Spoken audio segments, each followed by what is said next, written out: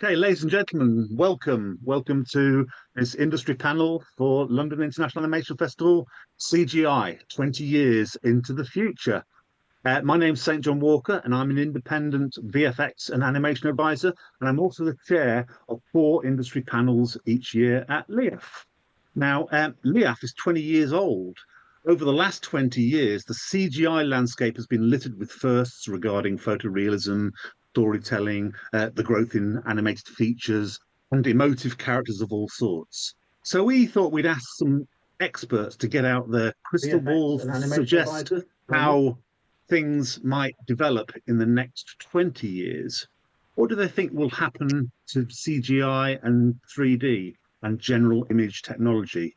What can we expect from 3D CGI animation practice in the near future? I'm just going to ask the panel to introduce themselves in a second and their roles. But first of all, to say to the audience, please feel free to send in your questions in the chat. We always enjoy getting questions, and we'll cover them as the debate and the discussions go on. So please do use the chat if you have any questions or comments as we go. So I'm going to start off. We've got ILM's Steve Aplin, we've got Dulull from HaZimation, filmmaker Gabriel Shalom, and Cinesite's Andy McNamara. And I'm going to ask them each now to introduce themselves, starting off with Steve. Hello.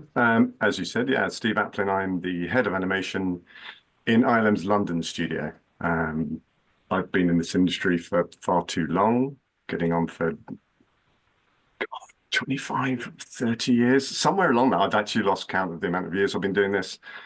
And most recently, I worked on a project called ABBA Voyage, which was bringing ABBA back to life in a live venue. Thank you, Nice. Steve. Now I have to follow up with that, right? Okay, I'm going to try. Hi, everyone. I'm Dulull from HaZimation. I started my career in visual effects before I went into directing and producing feature films. Done 2 feature films, both of them end up going on Netflix, called The Beyond Origin Unknown. Did a show for Disney Plus called Fastlane, which you can actually watch on Disney Plus. And we've just recently finished our first animated feature film called Rift, which comes out early next year, and it was done entirely in Unreal Engine. And we're currently developing video games as well. Thank you. Gabriel. So I'm a little bit of a wild card on this panel today. I'm an artist, a media theorist, and a futurist.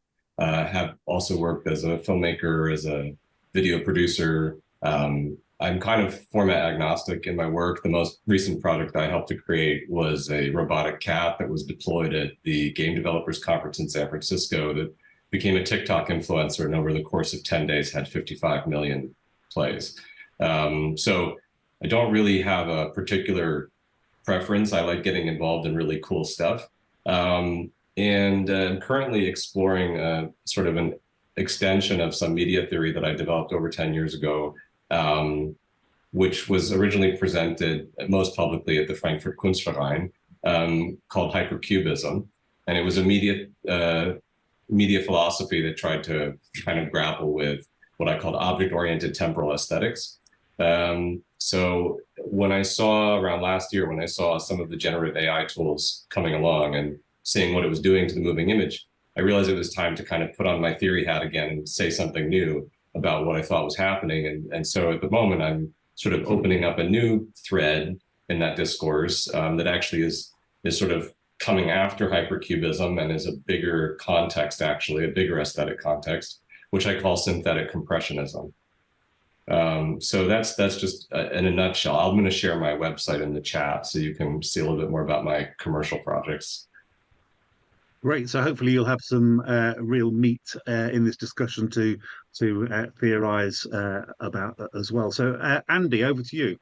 Cool. I don't know how I'm going to follow Gabriel's introduction there. It was very comprehensive. I'm Andy. I'm head of CG at Cinesite here in London. I manage and supervise all the CG soups and heads of department and also the team here in London, working across everything from VFX and also more immersive kind of projects as well. My background is started off in TV, the BBC, and worked all the way through Soho post-production and VFX studios, commercials, immersive, everything to do with experiential stuff as well. I ended up at Cinesite, so in visual effects. So that's me. Recent projects include things such as Wakanda Forever, which is obviously Black Panther, Thor: Love and Thunder, Witcher Season 3, and we've got a couple coming out shortly, which is Aquaman 2, and also Family Plan for Apple TV. So a bit of an intro. Cool. Thank you very much. Thanks, team. That's great. Now, so we've got this conceit of talking about the next 20 years, and of course, you know, it's great because we can be proved wrong, and no one will know for at least 20 years. But I just wanted to start off with where we are today. From your point of view, what's the state of animation looking like to you today? Are we, as some people have said, in the golden age of CGI content at the moment? So what's your take on that? And I'll start off with Steve. I would agree. I would say it is kind of a golden age, in as much as the demand for CG, whether it's games, whether it's visual effects, you know, real-time aspects of all of the above. I think streaming services have just increased the demand drastically for visual effects, and in particular. And I also think that just CG animation is just going through, I think, a new phase of exploration. I think it's just becoming more and more interesting. You know, whether it's studios that are willing to take risks on projects like Spider-Verse, you know, or Blue-Eyed Samurai or Arcane. You know, these projects which are exploring a kind of a hybrid 2D, 3D sensibility, which is just visually stunning. I think there's a lot which is being developed and explored. After, I'd say, you know, I think that there was a curve at the beginning of when I started, when we had Jurassic Park and what was happening there. And then you didn't really see a whole lot of, you know, drastic progress, I think, until I think the last five years or so, where I think everyone's suddenly opened the doors and exploring more interesting stuff. Haz, do you agree with that? How's 100%, 100%. I think that growth also has been, you know, because of the pandemic, right? You know, the audiences now are like looking for other new content. That animation used to be this kind of like this pocket of like, oh, it's going to be the kid stuff, right? It's all the 2D kid stuff. And then, you know, you have things like Love, Death and Robots, you know, you have stuff like Castlevania, you've got these like really young adult type animations right through to adult animation, which is like really like exploded massively. And, you know, like Steve said, the demand is massive because, you know, during pandemic, it was non-disruptive, you know, to production because everyone could work remotely. You didn't need to be on sets, you know, the actors can do VO from their home and stuff. But for me, what I've noticed is, you know, there is now, like in live action, there's usually like these three tiers. You have the low budget, medium budget, and then you got the big tentpole.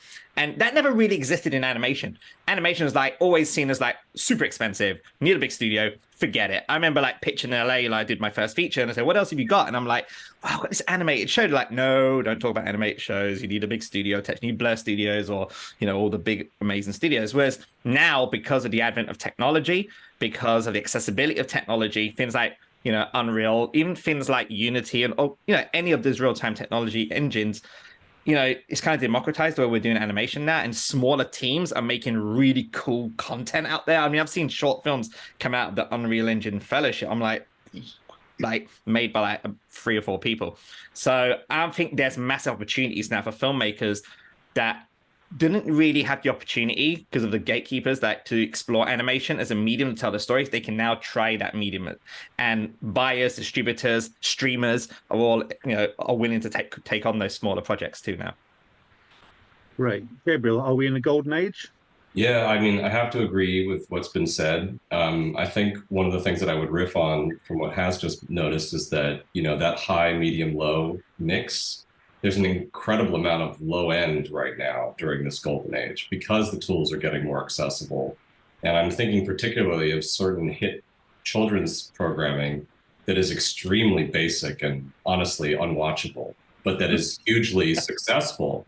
I'm going to pick on a couple particular properties because I really, as a father of a 3-year-old, I really have issue with these shows. Things like CoComelon, things like Paw Patrol. are just heinously executed at the bottom of the barrel technical capability. Not only is the writing of these shows abysmal and terrible, but the quality of the content is practically like some kind of hypnotic drug. It's not even storytelling. And it must test well with certain audiences, but the truth is it's the bottom of the barrel in terms of entertainment. So I have my reservations about, the value that we're creating in this era. It is undoubtedly the case that the technology is becoming more accessible and pervasive. And I think that's a huge win for the indies, just as Has said. But I am slightly concerned about the trends that I see, especially on low-grade YouTube content, which often gets algorithmically served to young children without parents necessarily realizing it.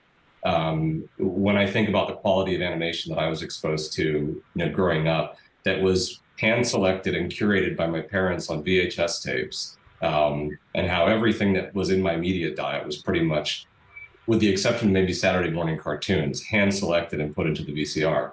And then I think about the kind of algorithms that are running the media diet of my daughter. I really experience a kind of, roller coaster of emotions around how low grade a lot of it is.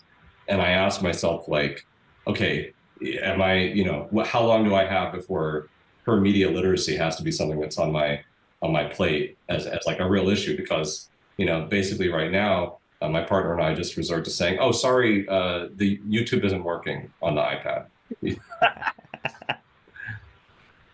So it's a golden age, but it's a fire hose spraying out stuff of the variety of quality. Andy, what do you think?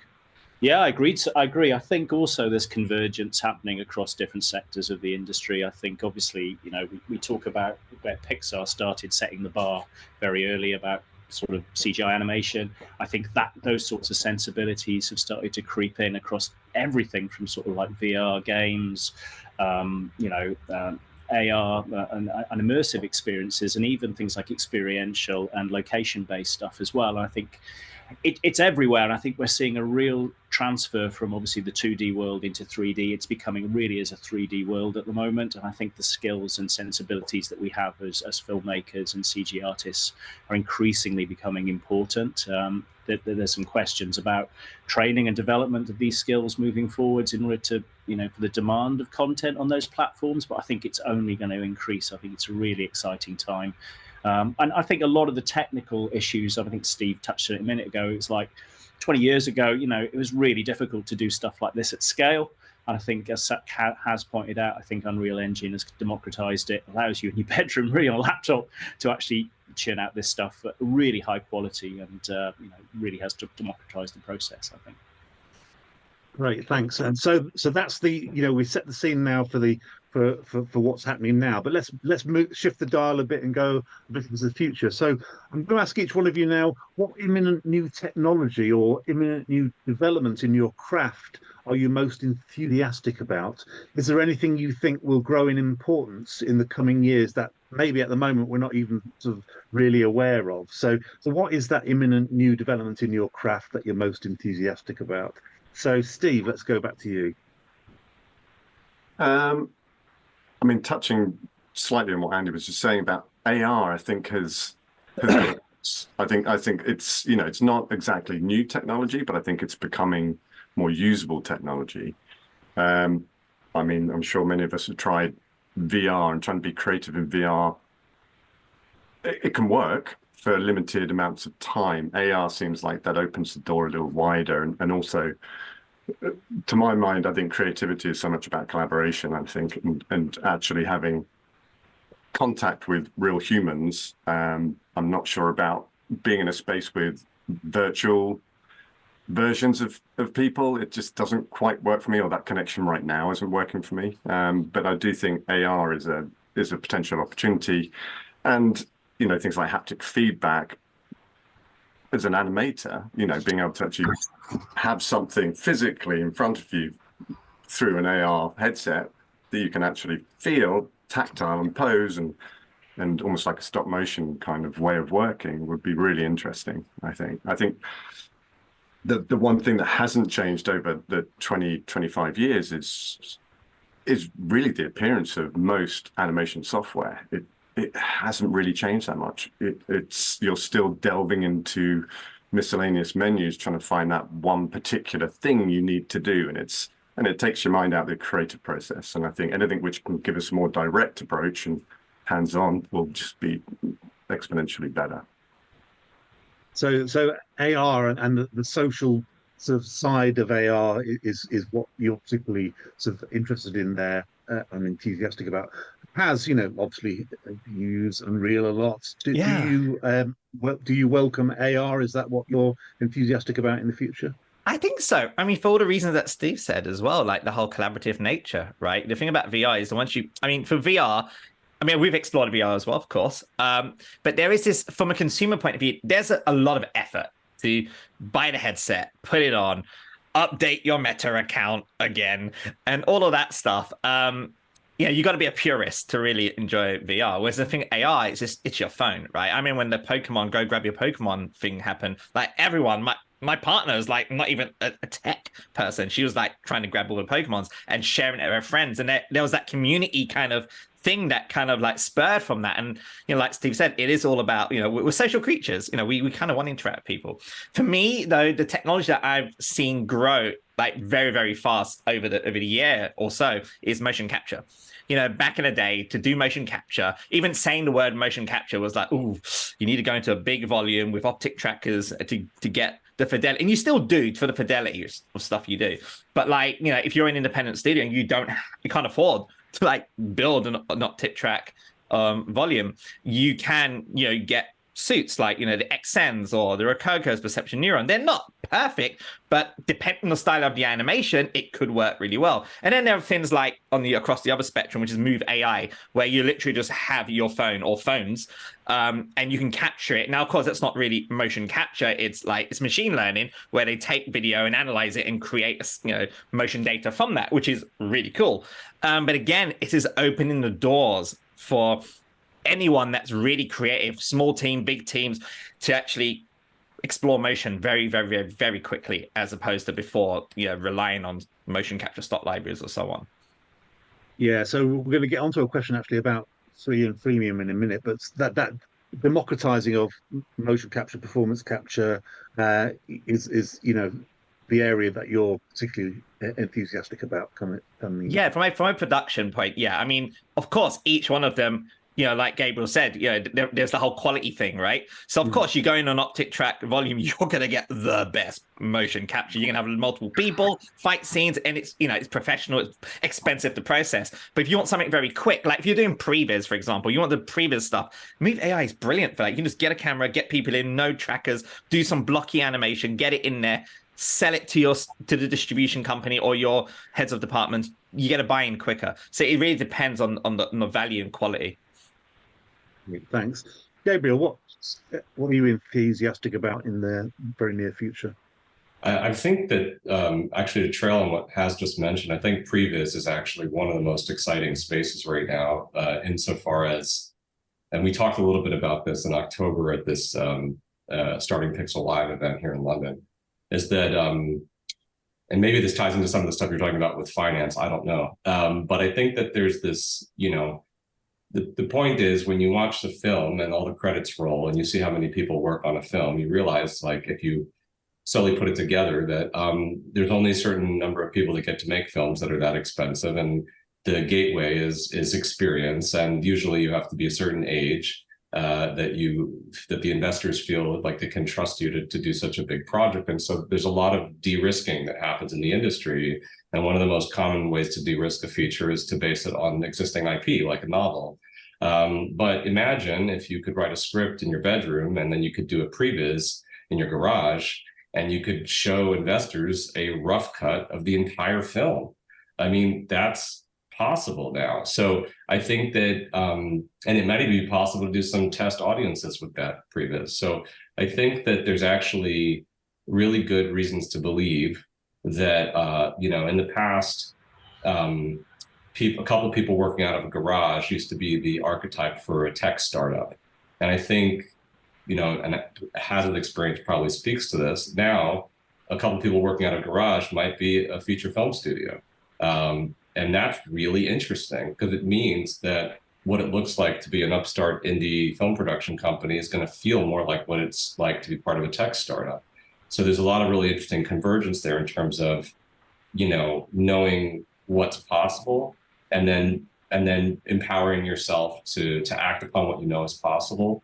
And inevitably also, just like in a tech startup, those couple people in that garage are all going to wear multiple hats. There's not going to be like a strict hierarchical division of labor like in the industrial era of film production. Those people are going to each know a whole lot about multiple different advanced technologies, and hopefully one of them will be able to write. And they'll release incredible stuff. I don't have a lot of faith that the animators will become good writers, though. So go find yourself some writers. Every animation student I've ever, I've been a bachelor's advisor for a number of animation students. There's always a big gap between the ones that are able to execute and the ones that actually can write a script, unfortunately, because it's just not taught, it's not taught at the level, really. But one thing I would point to, though, is that to encapsulate it in a larger media trend space that I'm interested in, is that a lot of these benefits that are accruing for animation, I'll call them benefits because I'm an optimist, because some of them will definitely be downsides for the industry. I mean, Jeff Katzenberg predicted that animation features will cost 90% less in the near future, which means there will be a tidal wave of mass layoffs. So that is really scary. But I would say that there's an interesting lens to put on all of this, which is that all of these benefits that are accruing to animation are actually side effects. They're side effects of another larger process that's at play. And that process is really major tech forces trying to instantiate the metaverse and use extended reality and AR as a vehicle for that is commonplace and everyday. And those technologies are predicated on a couple mega trends that I call object manipulation, ubiquitous scanning, and there's another I probably am blanking on right now. But suffice to say that ubiquitous scanning is really what's going on here, in a way, that all of these XR headsets have outward-facing cameras that are capturing reality at an unprecedented level of fidelity in a volumetric manner. And if you look at the recent interview that Mark Zuckerberg did on the Lex Friedman podcast about the new Meta headset that's come out, you can see a near future where we'll have so much data about the interior and built environment that a lot of the principles of animation, especially of 3D animation, will start to be things that your average person uses to describe their experience in extended reality. For instance, the ability to relight a subject. This is an idea that's borrowed from 3D animation, from tools like Maya or Unreal. And soon enough, your average person sitting on their couch will ask the avatar of the person that's halfway across the country that's conversing with them over Meta to relight their face so that it's less uncanny when they're conversing on their virtual beachfront drinking beers, in their virtual hangout time. And that's kind of interesting because usually all that terminology is for a 3D animation environment, not reality. But there's going to be this bleed over where now all this stuff that we know from animation is going to make sense in the real world. So I think that larger space is interesting. I don't know. It's kind of phenomenologically interesting, and we'll see what it really means. But I think the shining star, or like the bright spot, is the opportunity for independent makers to get in their garage and really make mind-blowing work with very few resources in comparison to the past. Great, thank you. Yeah, and I'm sure we'll get on to the metaverse, which is now as a different part of the Gartner hype cycle from where it was a year ago when we were talking in the International Animation Festival about it, or was it 2 years ago? Who knows? Anyway, Andy, what new developments in your craft are you most enthusiastic about? Well, obviously, in my role, we keep across things like production technology, of things that are going to make things more efficient and help us collaborate, et cetera, I think the big leaders at the moment, I'm sure in every CG and visual effects studio, things like USD allows us to translate data between different packages in a seamless way, apparently. And also, I think I'm sure Steve has got similar things at ILM as well that they're looking at, as well as any other studio. Material X, Look Dev X. Really, these are not particularly interesting topics in themselves, but I think they allow us to facilitate sort of easier workflows between departments and packages. Things such as collaborative working, I think Steve touched on this as well, and has things like the Omniverse from NVIDIA, I think allowed collaborative working. I think those are really interesting technologies, really going to help multiple teams kind of get together a bit more. As you know, workflows and visual effects in our kind of studios are really complicated, and certainly with remote working and stuff like that at the moment, a bit more of a challenge to try and get everyone on the same page. So obviously, technologies using real-time GPU stuff is really going to help that.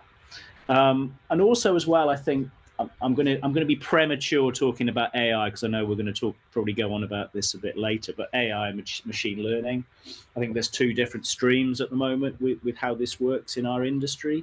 One of them is obviously the generative stuff, which is really popular at the moment. The other is sort of like production workflows. I think a lot of our tools that we do use anyway within this space use machine learning as part of that, be it upscalers or stuff to do with the future, things like rotoscoping, which obviously is a very intensive kind of task within any VFX studio. So anything that can reduce that cycle in the future to allow us to be more efficient, I think is going to be really, really interesting to allow us obviously to keep on target and focus more on maybe on the creative stuff. So I think these are the things in the immediate future I'm kind of interested in my kind of role to try and make the process more efficient. So there we are. In a nutshell. Yeah. And I think you've done some experiments I saw on X, Twitter, with Gen AI stuff as well, I think. Yeah. I mean, there's a whole community out there of people who are looking at a lot of the runway tools and Dulull and stuff like that. So yeah, obviously the generative stuff sort of is lagging a lot more behind in sort of like the VFX world at the moment for a number of quite sensitive reasons. But obviously in the future, I think it's going to be really important to keep an eye on this kind of stuff and how it affects our workflows. So.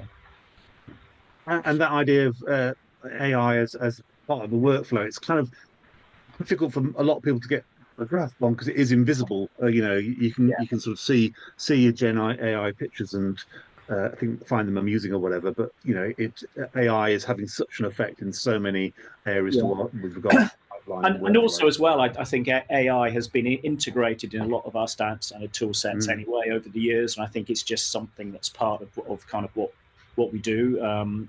If you look at anything from the Foundry or even things in Unreal Engine with some of the muscle system stuff I think that's got some AI machine learning kind of algorithms in there as well. So even though it's not particularly the sexy end of AI machine learning, it is integrated into what we do and has been for a few years. This kind even Adobe, like Photoshop, I was using it this morning, and I highlighted something, so I wanted to paint something out. And I was a former composer, so I'm so used to like clone, paintbrush, super quick.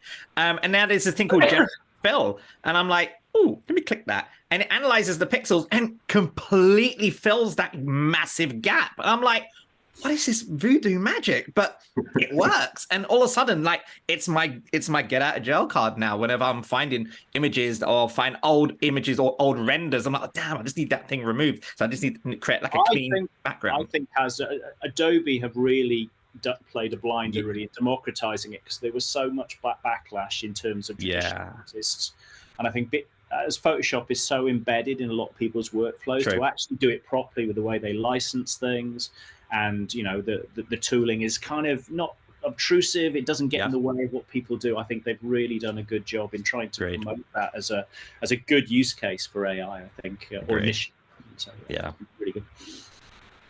I'd like to just go back to something that's already been mentioned, and we slightly talked about VR and the metaverse, and so I wanted to focus a bit on this idea of immersion, because back in the turn of the century, and I was there, I remember it, we were promised sort of VR as this kind of immersive place that we'd go and live in for the rest of our lives, the brains in jars sort of idea.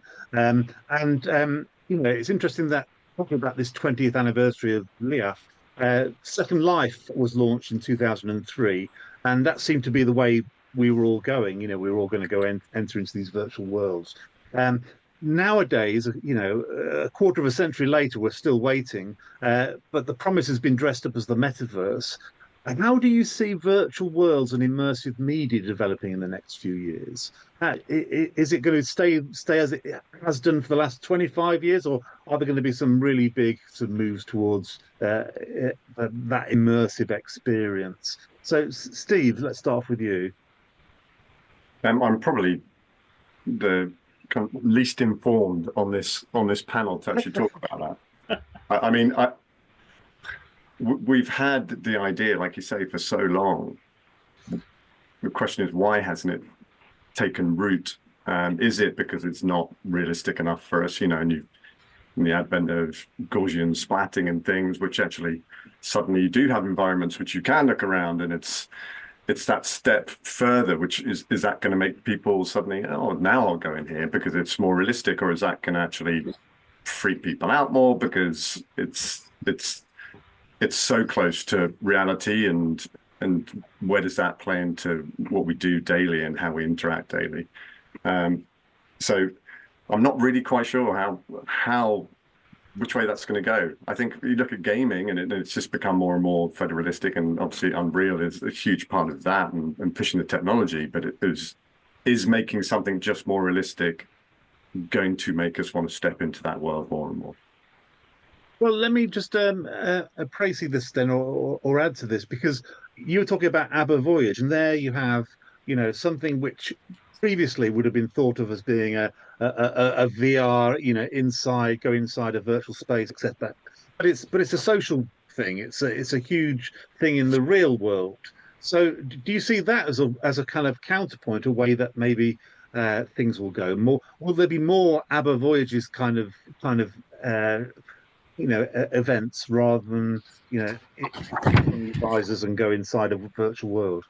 I'd love to see that for sure. I mean, the experience, if anyone actually gets the opportunity to go, is whether you like ABBA or not, there's something just unique about the experience of it, and a group of people come together to celebrate something they will massively love. I don't think it would work for every single band. If we're talking about music entirely, I think it's a unique situation. There'll be others, but maybe it won't be the same. But I think that, to my mind, I mean, that was the most successful, certainly for me, the most successful kind of immersion experience that I've had, which is driven by a digital property. You're looking at something that's not real, but everyone is in there believing this thing is real, and all on the same page and having the most amazing time. Thanks. Immersion. Where are we going with it? I mean, for me, I'm going to kind of just echo what Steve was saying in terms of are people ready for photorealism, or are they looking for more escapism? I'm leaning more the other way. I'm seeing more the escapism thing. I mean, Fortnite, right? We've got to talk about Fortnite. I mean, Fortnite, 500 million plus user base. There's 70 million, apparently, based on the data, weekly active users. And yesterday, there was this huge thing about Eminem, right, being signed on into Fortnite. It's a big event. We're talking millions and millions of people tuned in for that. Why? Why are they tuning into that? I mean, it's Fortnite. It's very stylized. And the thing is, there's so many reasons. First of all, accessibility.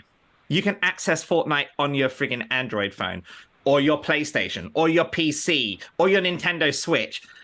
Kids can access it, adults can access it. The other thing is, it's free.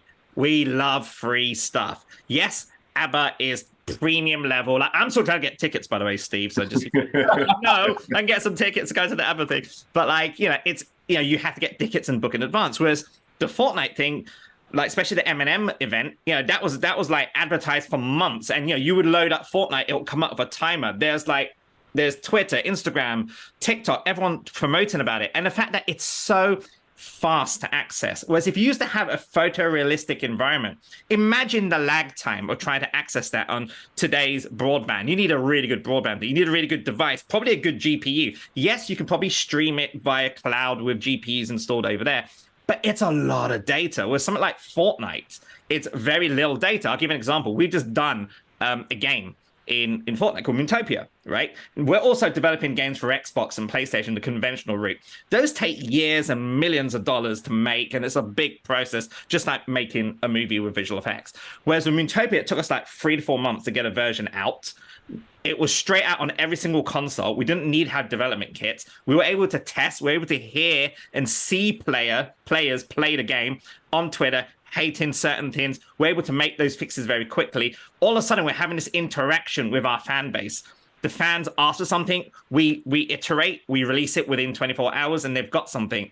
We can essentially grow that game into a whole community if we wanted to. And that's accessibility, cost, and how fast you can make things. So I'm a massive believer that the metaverse is going to be something that isn't going to be created specifically by us. We're going to create the sandbox for it. It's going to be user-generated content, man. It's going to be people. If you look at Fortnite, most of the stuff that does so well is the stuff that the kids are making. Like, fact. Right. Gabriel's back. I thought he'd run off now to go on Fortnite. I just sneeze. No, that's quite all right. So, I figured I'd save you from my sneeze. Do people sneeze in the metaverse is a good question. So how do you see immersion developing over the years? Okay. I mean, I think I'm gonna like to throw a random wrench into this conversation. So we're talking about the next 20 years. Global warming is going to have an impact on every single aspect of daily life within the next 20 years. I don't care what industry you're talking about. For XR to be relevant over that time frame, I think it needs to start to understand itself as something that will be challenging the airline industry. And why I say that is that air travel is extremely resource intensive and creates a lot of greenhouse gas emissions. And over the next 20 years, it will become increasingly morally abhorrent to travel unnecessarily. And meanwhile, XR and some of the technologies that Meta is developing, for instance, have great promise to create essentially holographic meeting spaces for everyday corporate or cultural experiences that previously would have required a lot of flights. So I think if you think of XR as a transportation technology or as part of the transportation industry, from a futurist perspective, that's a better framework to think about it. Because really, when you put that headset on, you're going somewhere. Even if it's just your friend's bedroom across the country, you're going somewhere. And so that's where I'd actually like to see this market head towards, to be honest, because not only as like an ecologist, like someone who cares about emissions, but also just there's kind of a incredible collapse of space and time that this technology could afford us that would open up new frontiers of collaboration or friendship or staying in touch with loved ones that are very far away. I think one of the features of the era of air travel is that people such as myself, I'm an American living in London, but I also spent 10 years living in Germany, and I've traveled extensively in Eastern Europe, and I've spoken in Brazil, and in the late 20th century, early 21st century, like this quality of international cosmopolitanism as afforded by air travel was like a norm that we acclimated to. But we have to acknowledge that as a species, like this is really recent. This was something that was prohibitively expensive for most of the history of aviation and is likely to become too expensive in the near future, again, for most people. So I think that XR really has this place that it can sort of slot into human experience insofar as we've now been exposed to this kind of international cosmopolitanism with the kind of guilty conscience that it, at least with current aviation technology, isn't particularly sustainable. So how can we continue to foster our connections to our international networks and our cosmopolitan awareness without burning up the atmosphere? And I think that XR has a great answer to give to that question. So yeah, that's kind of my left field response to this question. I also have to always, when we say the word immersive, I'm always reminded of this funny experience I had. I had a friend, I was living out on the West Coast in Portland, Oregon, and my friend came over to play cards one night, and he said, "Oh, Gabriel, I just saw this film, and I hadn't been in a movie theater for a while, and it was so immersive." And I said, yeah, it's like the original immersive technology, man. It's cinema, you know. It's so I think that's the other thing is like when we're looking for immersive experience, you know, as like a film lover, as a cineast, like I really hope that the cinematic experience isn't lost in the process, and that we still return to the cinema, into that dark immersive space with the big screen, and that we continue. I hope we continue to value that. Was one of my worst fears during the COVID pandemic, was that cinema would be over. And so far, I don't think it's over. I think, like, obviously, like, numbers have dropped considerably and have stayed low. I went to go see Stop Making Sense at the IMAX a couple weeks ago, and I was blown away that it was like a weekend night, and the theater wasn't full. So I was kind of amazed by that. But at the same time, yeah, I think maybe there's a younger generation that needs to get, you know, reintroduced to the cinema in a way, as a real embodied immersive experience. Yeah, and it's very interesting what you were saying about, you know, at the end of the day, it'll be the ethics of the viewers who dictate what happens with these things. You know, big iron and big steel, big pharma, etc. Yeah, and how the viewers of the future will sort of start to use those technologies will dictate, you know, what happens with immersive tech, particularly. Andy, sort of, how do you see immersive tech developing?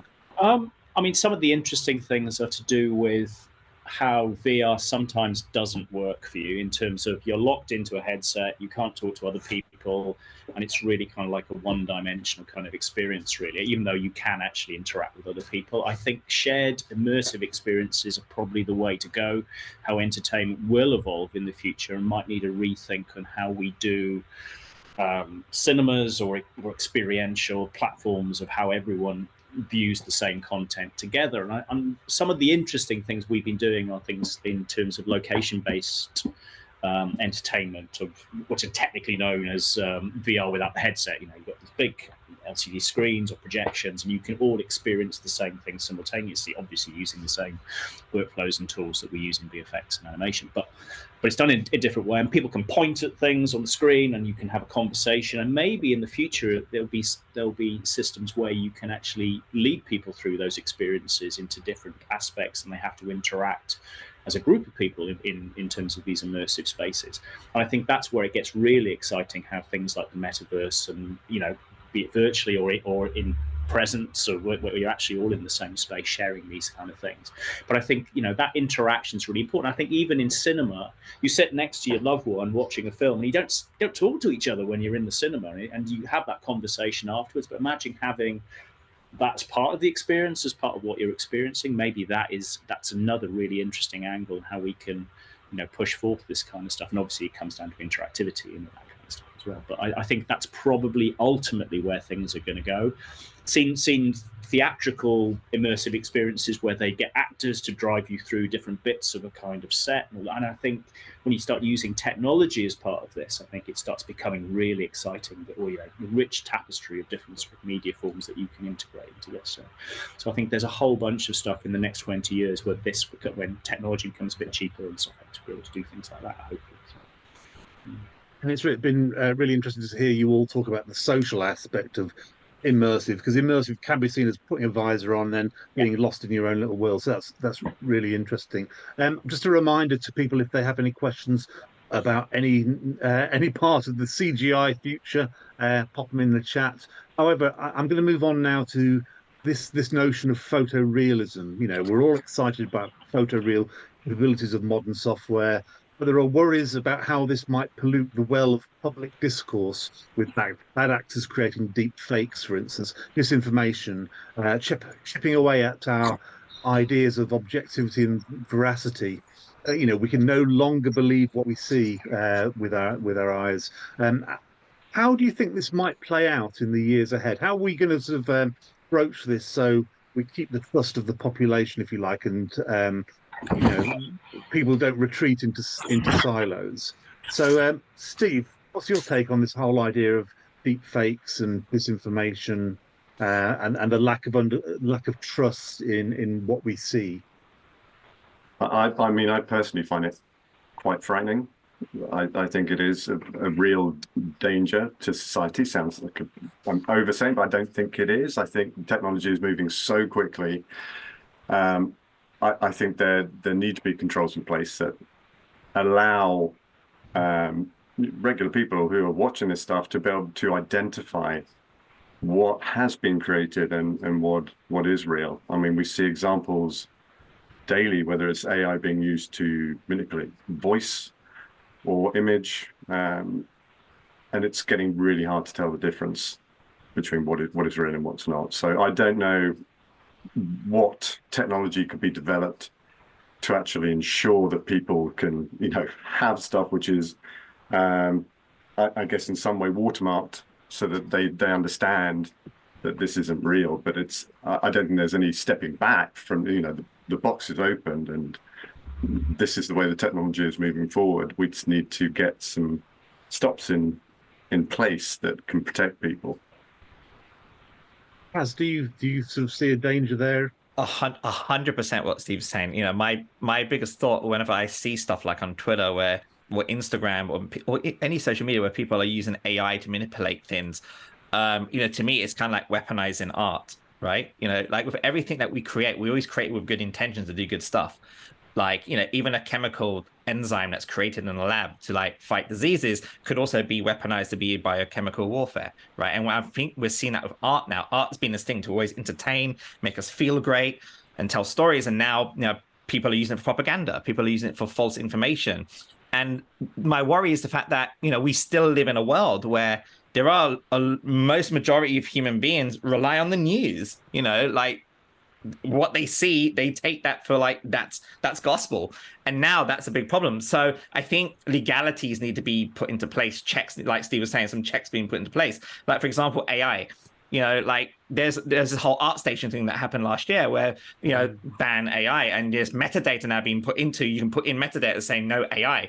Now that's a start. It's not the solution, but it's a start. But then you got to think also, there are people now going in as like the John Connor of AI, like really putting, like one of my good friends, Alvaro Garcia, he's been very, very vocal about this. Like it's part of his job now as a filmmaker, artist, and game developer to actually go out and say, no, we got to stop this. And I think there are a lot of people globally. You saw that at the ArtStation moment when everyone on Twitter was like no to AI. So I'm thinking it's going to be a lot of it is moral ethics of like artists putting their foot down saying no, we're not going to stand for it, but also lawyers. The reason why there's a lot of strikes out there recently with the actors and script writers, AI played a big part in this as well. Like, studio executives that don't make art are like saying, so what if background actors give up their rights and we just pay them one fee and we can use their stuff, perpetuity. It's like, no, that's wrong. And so I think there's going to be a different division in law that's all going to be about AI and art. But I think the good thing that, from an optimistic point of view, not to go all completely freaking Terminator 2 here, but like on an optimistic point of view, there is things that can be done because we live in a world where people are so vocal on the internet that changes can be made and everyone can group together. And that's where the social element comes in, where people band together as humanity goes, we're going to put a stop to this. And look, guys, if freaking Skynet takes over, I mean, come on, we had it coming. We've seen it in the movies. We should have seen it. Come on. Right. So, yeah.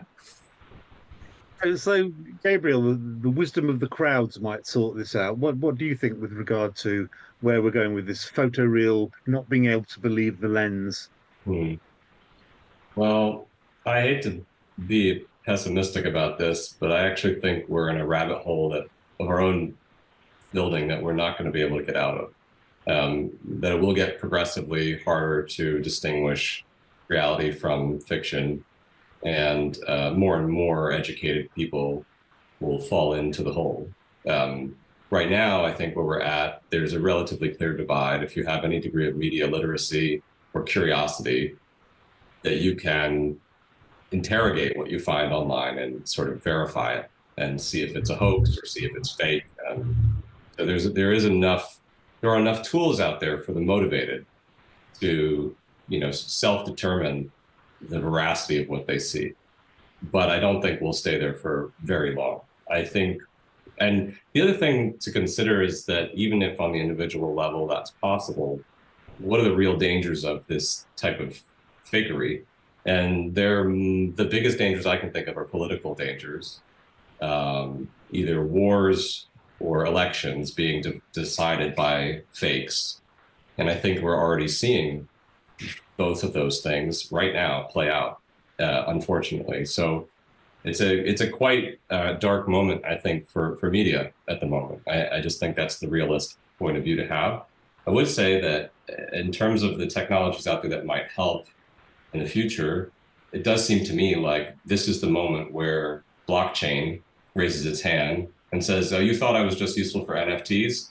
Here's what I'm really good at. I'm really good at authenticating media. Now, the issue is, if you know anything about Web3, that's a highly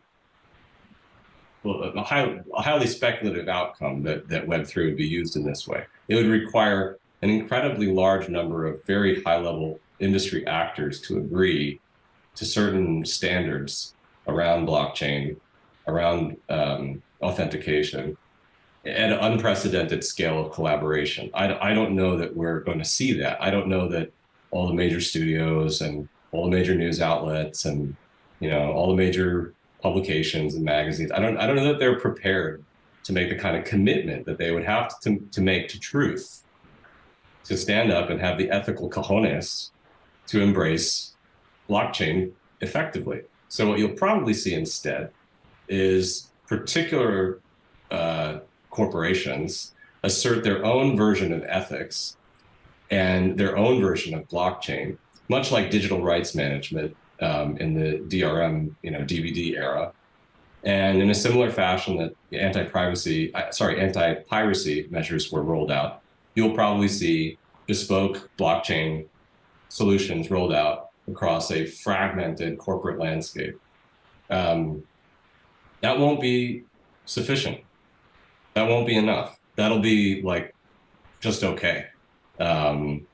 So yeah, I'm relatively negative on this one. Now, I think there is some good news, which is you can still print things on paper. So, and that may sound absurd, but I think in the next 20 years, we're going to see more local newspapers.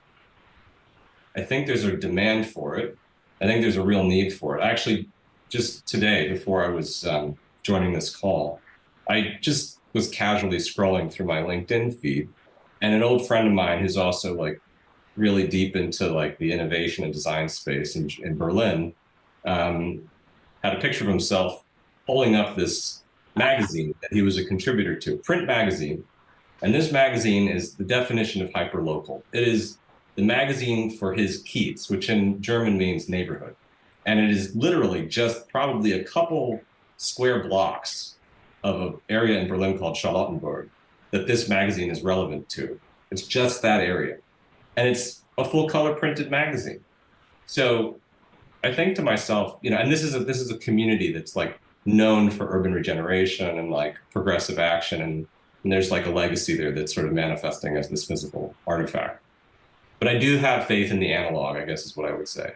I don't have a lot of faith in the veracity of the digital. I think it's going to be a really, really like dicey space to kind of, like anchor yourself. But I think printed matter is pretty good. And, publishers can also join this authentication battle, and they ought to. We've heard of these like AI generated books that are available on Amazon that are going to tell you to forage, mushrooms that'll kill you. I mean, that's like, it's so, ethically abhorrent, and the fact that Amazon isn't cracking down on that harder is really despicable. But you would hope that any traditional printing house that's like got a reputation that's over 100 years old for putting out quality literature and books and nonfiction would never print something like that. And that the filters that they have, their human editors and their human editorial teams would eventually provide you with things that were put into print that at least, had some credence. Now, of course, are conspiracy theory books printed every day? Yes. So obviously it's a slippery slope too. But I think I have to cut you off there because we're running out of time. But that idea of the idea of local and the idea of analog is very important. And of course, it doesn't really help CGI animation unless you have flick books. But certainly you make the point very well.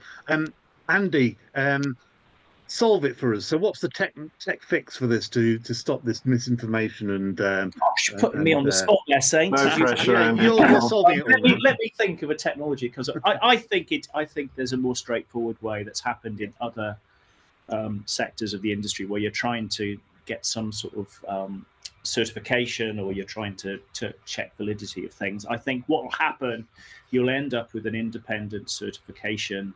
Organizations will come up a bit like Snopes does for sort of like internet facts. You'll find, or Bellingcat, or open source intelligence. There'll be things that will crop out of the woodwork which have public human rights, but that kind of thing, which will be able to monitor the veracity of things. You'll be able to get a certification stamp against bits and pieces like this.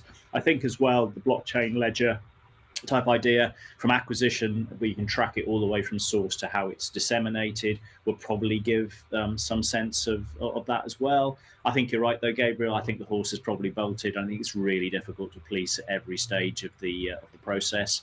And the other thing, of course, is we have to be really careful about state-sponsored actors as well, who will try and use this for nefarious purposes, who obviously have a lot of resources to throw at this, can bypass any of these kinds of ways of counteracting them. But I do think there'll be a rise of things like imaging forensics. It's sort of like a smaller kind of subset of our industry, whereby they'll have specialist tools to look at how these things actually work in reality, and whether or not anything is to check the validity at a very low level. I think there'll be huge amounts of jobs out there for people who want to get into this area in the future. Yes. And obviously it's in law enforcement and other things like that as well. It's used already. But that's great, because I wanted to bring that up, because to get us out of this, this big hole this depressing big hole we've dug for ourselves. I want to turn back to the people who are on the other end of this call, maybe who might be students, and ask, and what you know now, and if you were a student now,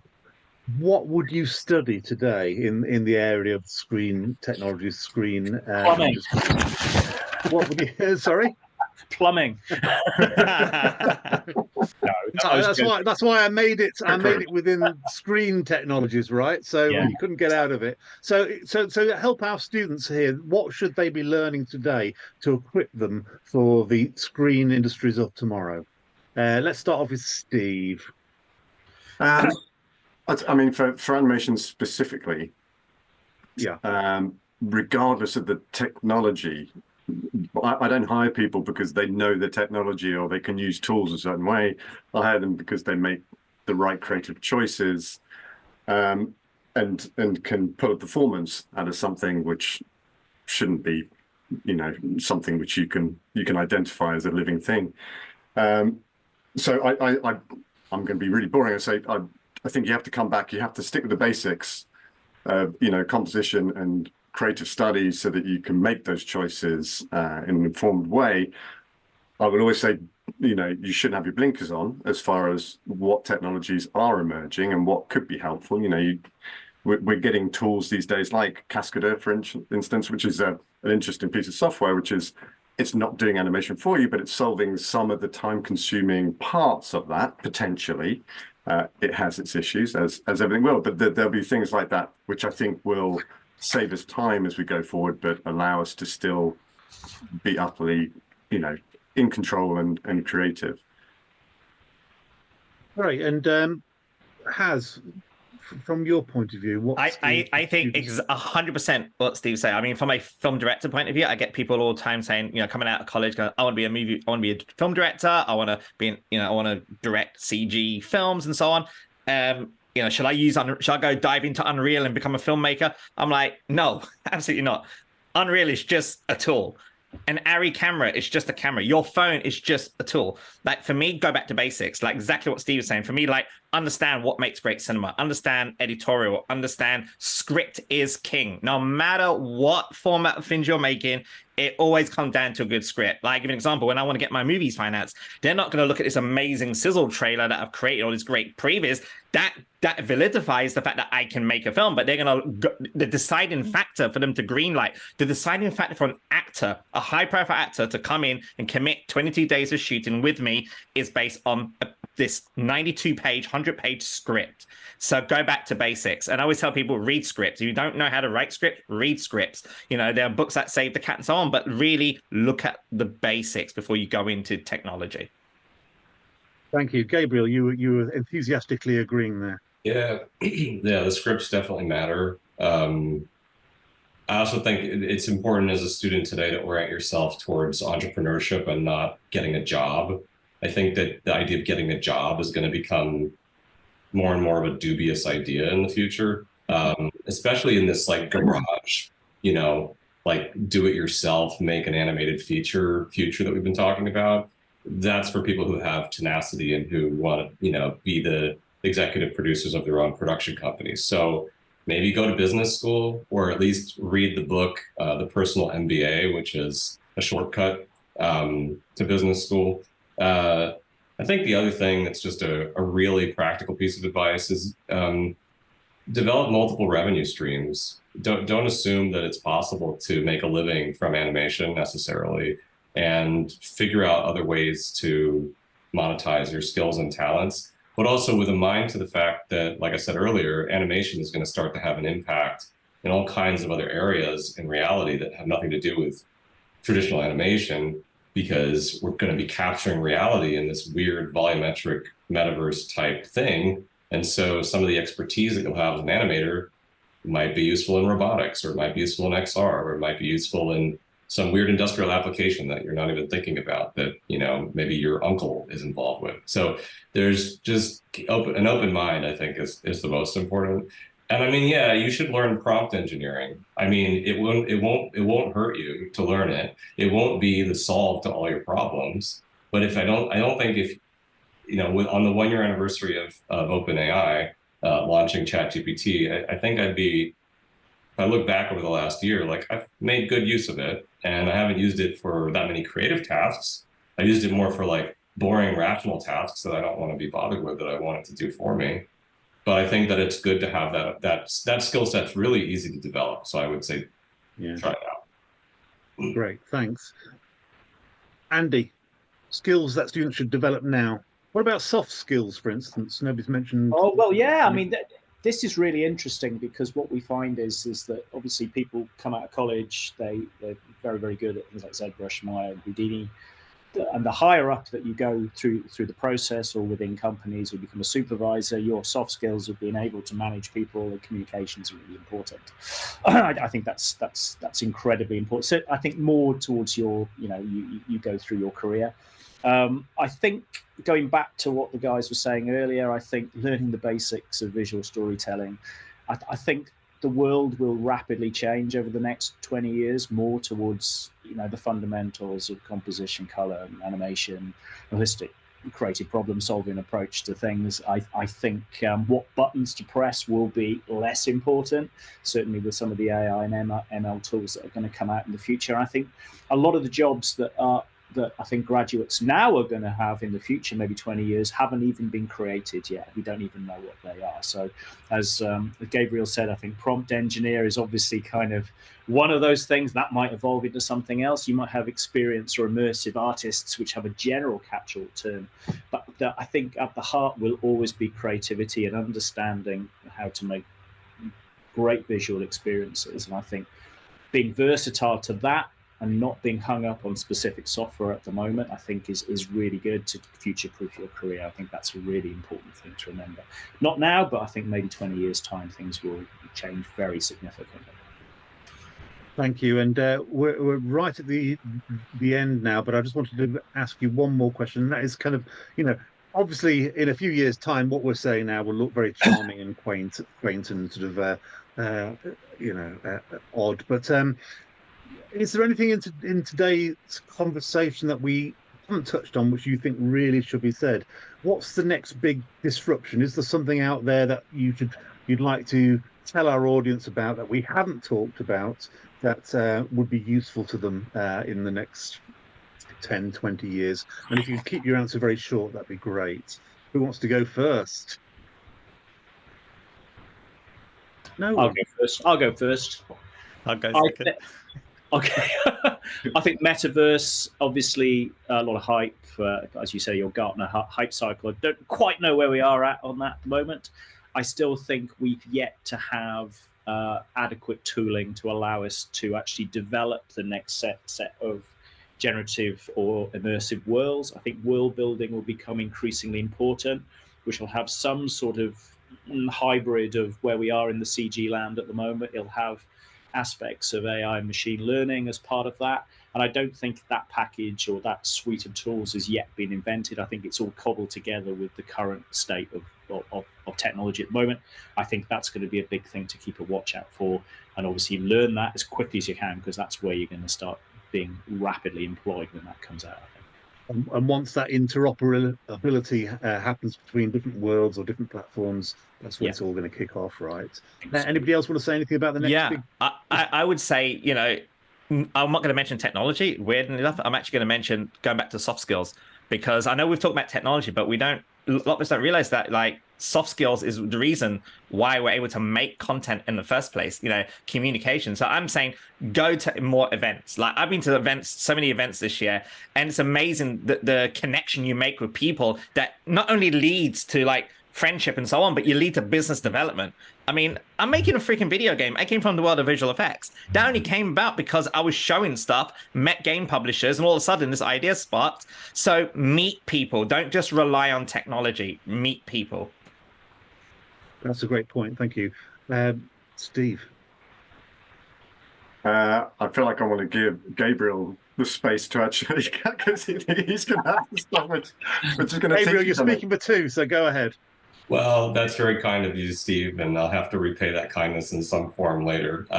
I would say the real thing that's coming up for me is recognizing that we're entering into a future world in which your capacity to express yourself with language and also with drawing are going to be key determinants in your capacity to express things in greater resolution and to concretize your imagination into physical form. So, two timeless things that you can work on to prepare yourself for this non-coded, natural language-based future. 20 seconds. Yeah, is really be able to draw and really be able to speak your mind and write articulately. Those are going to be incredibly important skills. Great. Thank you very much, folks. We've come to an end. We've the future to write. Everything that you've said is going to happen. So that's great news for us. Thank you to the audience, and thank you to LIAF. This always was going to be a mind-blowing talk, and it has. You've raised so many interesting points that we could. This one will run and run. So, Andy, Gabriel, Steve, thanks so much for your time, and look forward to seeing you in 20 years' time.